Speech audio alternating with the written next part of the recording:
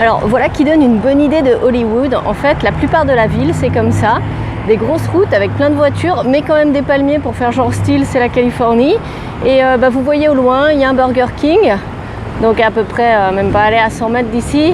Et là, hop là, un autre truc de burger, In-N-Out Burger, qui est un truc assez connu ici, quoi.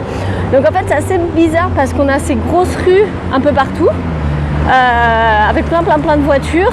On a vraiment ces gros axes.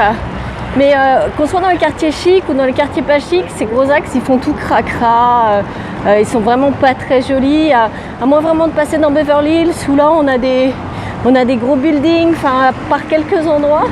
Pour le moment, ce que j'ai vu, c'est vraiment ces grosses rues qui font pas forcément rêver et où le soir, je passerai sans doute pas toute seule.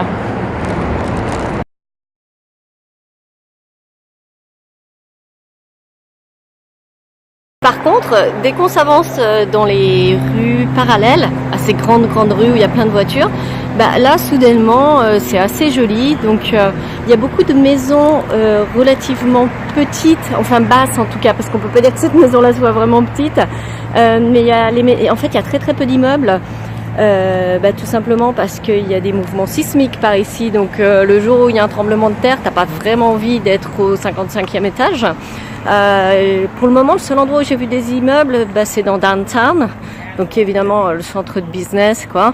Et Beverly Hills aussi, j'ai vu pas mal de gros buildings, mais Hollywood c'est relativement bas et c'est vraiment marrant en fait la façon dont est faite la ville. En fait, on a l'impression d'une immense banlieue. Il n'y a vraiment pas de centre, il n'y a pas de centre du tout.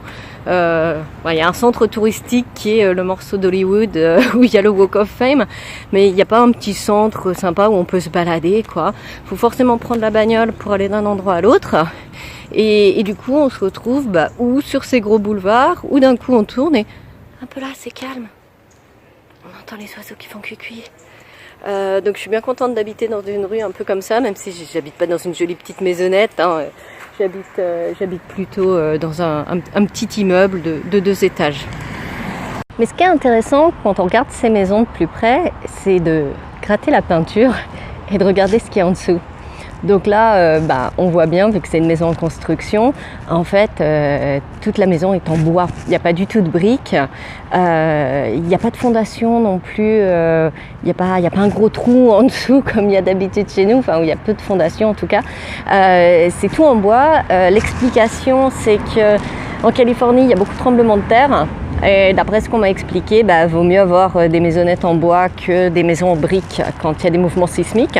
Donc je suis pas une grande experte du BTP, mais d'après ce qu'on m'a expliqué, en fait, c'est une sorte d'aggloméré, c'est du CVS. Si je me souviens bien, donc c'est des bouts de bois en fait et de la sciure de bois qui est collée l'une avec l'autre, quoi. Alors au niveau